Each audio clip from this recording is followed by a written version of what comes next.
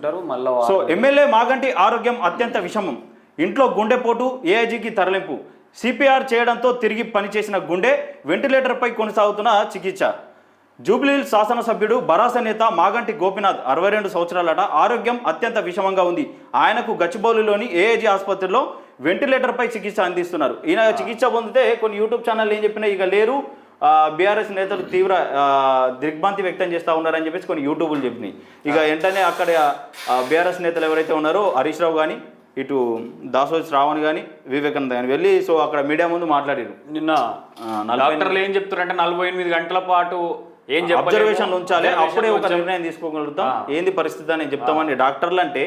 ఇక ఈ కొన్ని ఏవైతే యూట్యూబ్ ఛానల్ ఉన్నాయో సో అట్లా ప్రచారం చేసినాయి అన్నట్టు. అయోధ్య రామాలయంలో గురువారం ప్రతిష్ఠించిన సో ఇక్కడ రాజదర్బార్లో కొలువుదీరిన అయోధ్య రాముడు మొదటి అంతస్తులో కన్నుల పండుగగా ప్రతిష్టాపన మహోత్సవం అన్నమాట. సో చూస్తా ఉన్నాం కదా. అయితే అయోధ్యలో బాలరాముడు ఉండే, వింటున్నావా? అయోధ్యలో మొదలుగా బాలరాముడిని ప్రతిష్టాపన చేశారు. ఇక నిన్న రాజ్ దర్బార్లో కొలువుదీరిన అయోధ్య అదే విధంగా రాముడు మొదటి అంతస్తులో కన్నుల పండుగ. ఒకసారి మనం కూడా మన వాళ్లకు దర్శనం చేయించేటువంటి ప్రయత్నం చేద్దాం.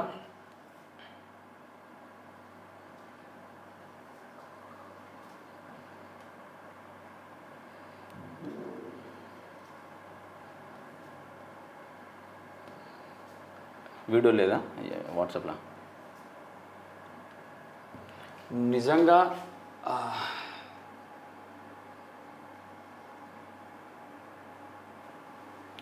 సెకండ్ రామ మందిరం ఇదే సెకండ్ ఇదే ఇప్పుడు మనకు వచ్చింది. ఇది అయోధ్య రామ టెంపుల్. సో ఈ సెకండ్ అన్నట్టు. సో ఇది ఎస్, క్లారిటీ పిక్చర్ క్లారిటీ లేదు, బట్ ఇక్కడ మనకు యూపీ సీఎం ఆదిత్య యోగినాథ్ కనబడతా ఉన్నారు. సో పూజలు చేయడం చూస్తూ ఉన్నాం. సో అదే విధంగా మొదటి దాంట్లో ఇట్లా అయితే బాలరాముడు ఉంటే మొదటి అంతస్తులో ఇట్లా మన పట్టాభిషేకం పట్టాభి పొందినటువంటి పట్టాభిరాముణ్ణి అక్కడ ప్రతిష్టాపన చేసినటువంటి కన్నుల పండుగగా నిన్న అయోధ్య రామాలయంలో ఒక పండుగ వాతావరణం మాత్రం కనిపించిందని కూడా చెప్పుకోవచ్చు. ఎస్, ఇక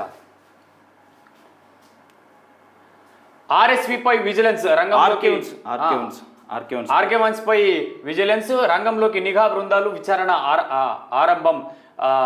రాజ్యాభిలేఖ పరిశోధనాలయంలో వాంగ్మూలాల సేకరణ. ఈనాడు ఈటీవీ కథనంలోకి అంశాలపై ప్రధాన దృష్టిట.